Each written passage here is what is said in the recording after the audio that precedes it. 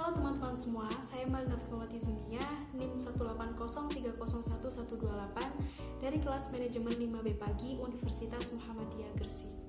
Oke, jadi kali ini saya akan membahas mengenai bab-bab dari mata kuliah penganggaran, yaitu ada anggaran penjualan, anggaran produksi, anggaran biaya produksi, dan anggaran beban operasi.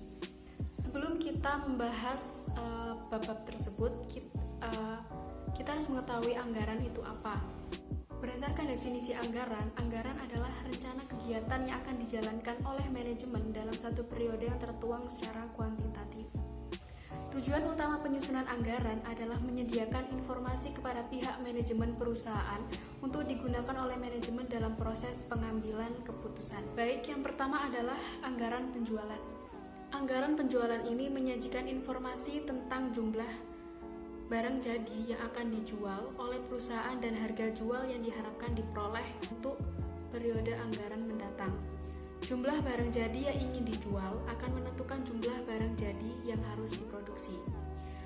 Perusahaan umumnya memulai proses penyusunan anggaran induk dengan menyusun anggaran penjualan terlebih dahulu karena anggaran penjualan akan mempengaruhi penyusunan anggaran produksi, anggaran biaya produksi, anggaran beban operasi, pro forma laba rugi, anggaran kas, dan pro forma neraca.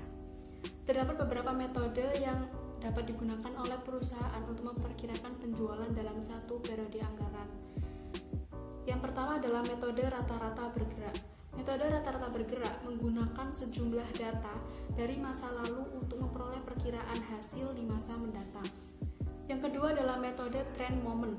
Metode trend moment menggunakan persamaan Y sama dengan A plus BX. Dan yang terakhir adalah metode perkiraan asosiatif, regresi dan analisis korelasi. Metode perkiraan asosiatif umumnya mempertimbangkan beberapa variabel yang terkait dengan variabel yang diprediksi. Dalam hal ini adalah prediksi jumlah penjualan untuk periode lainnya. Metode ini lebih baik apabila dibandingkan dengan metode time series yang hanya menggunakan data-data di masa lalu. Next adalah anggaran produksi. Anggaran produksi ini adalah anggaran yang disusun oleh perusahaan untuk menentukan jumlah barang jadi yang harus diproduksi oleh perusahaan. Anggaran ini harus dibuat setelah anggaran penjualan disusun karena perusahaan harus menentukan jumlah barang jadi yang harus diproduksi dalam rangka mendukung target penjualan yang ada di anggaran penjualan. Untuk dapat menyusun anggaran produksi dibutuhkan berbagai data dan informasi sebagai berikut. Yang pertama adalah estimasi jumlah unit barang jadi yang akan dijual pada periode mendatang. Jumlah unit barang jadi yang akan terjual dapat diperoleh dari anggaran penjualan yang telah dibuat sebelumnya. Yang kedua adalah estimasi jumlah persediaan barang jadi pada akhir periode anggaran. Hal ini dilakukan karena perusahaan ingin menghindari terjadinya kondisi stock out, yaitu kondisi di mana perusahaan tidak memiliki persediaan barang ketika perusahaan memperoleh order pembelian dari pelanggan. Yang ketiga adalah estimasi jumlah persediaan barang jadi di awal periode anggaran.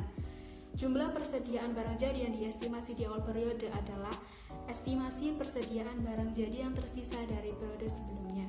Next adalah anggaran biaya produksi. Anggaran biaya produksi adalah anggaran yang disusun untuk mengetahui biaya produksi yang akan dikeluarkan oleh perusahaan dalam rangka memproduksi barang jadi. Anggaran biaya produksi ini dapat dikelompokkan dalam 3 sub-anggaran, yaitu yang pertama adalah anggaran bahan baku. Anggaran bahan baku yang disusun oleh perusahaan pada dasarnya terdiri atas 2 jenis anggaran, yaitu anggaran pemakaian bahan baku dan anggaran pembelian bahan baku. Anggaran pemakaian bahan baku ini menyajikan informasi tentang kuantitas dan biaya bahan baku yang dikeluarkan untuk memproduksi barang jadi. Anggaran pemakaian bahan baku yang menentukan jumlah dan nilai bahan baku yang diperlukan untuk kegiatan produksi dalam satu periode anggaran. Yang kedua adalah anggaran pembelian bahan baku. Jumlah bahan baku yang akan dibeli pada suatu periode anggaran dapat diketahui dengan menyusun anggaran pembelian bahan baku. Selain itu, anggaran pembelian bahan baku juga memperlihatkan perkiraan harga bahan baku per unit dan total nilai pembelian bahan baku dalam rupiah. Subanggaran yang kedua adalah anggaran tenaga kerja langsung. Tenaga kerja langsung adalah karyawan yang langsung terlibat dalam kegiatan produksi barang atau jasa. Biaya yang dikeluarkan untuk membayar upah tenaga kerja langsung akan dimasukkan ke biaya tenaga kerja langsung yang akan menjadi salah satu komponen dalam biaya produksi. Setiap tahunnya, perusahaan manufaktur harus menyusun anggaran tenaga kerja langsung yang memperlihatkan jumlah jam tenaga kerja langsung yang diperlukan, berikut upah per jam untuk memproduksi barang jadi dalam satu periode anggaran. Subanggaran yang ketiga adalah anggaran biaya overhead produksi. Biaya overhead produksi adalah seluruh biaya yang tidak terkait secara langsung dengan kegiatan produksi barang dan jasa. Yang termasuk dalam biaya overhead produksi adalah biaya bahan baku tidak langsung, biaya tenaga kerja tidak langsung, honor petugas pengawas, biaya listrik, biaya utilitas, dan lain-lain. Berdasarkan perilaku biaya overhead produksi dapat dikelompokkan ke dalam 3 kelompok biaya, yaitu biaya variabel, yaitu biaya nilai keseluruhannya berubah-ubah seiring dengan perubahan yang terjadi pada cost objek. Yang kedua adalah biaya tetap, adalah biaya yang nilai keseluruhannya tidak berubah-ubah seiring dengan perubahan pada cost objek sampai relevan range tertentu. Yang ketiga adalah biaya semi variabel, adalah biaya memiliki komponen biaya tetap sekaligus komponen biaya variabel. Yang pertama adalah beban operasional bersifat tetap. Jika nilainya tetap sama, berapapun tingkat penjualan yang diperoleh oleh perusahaan dalam satu periode dalam relevan range tertentu. Relevan range untuk beban operasional adalah tingkat penjualan perusahaan. Contoh beban operasional tetap adalah gaji bulanan karyawan bagian penjualan dan administrasi, serta beban listrik ruangan bagian penjualan dan administrasi. Yang kedua adalah beban operasional bersifat variabel. Jika nilai keseluruhannya berubah-ubah seiring dengan perubahan pada tingkat penjualan perusahaan.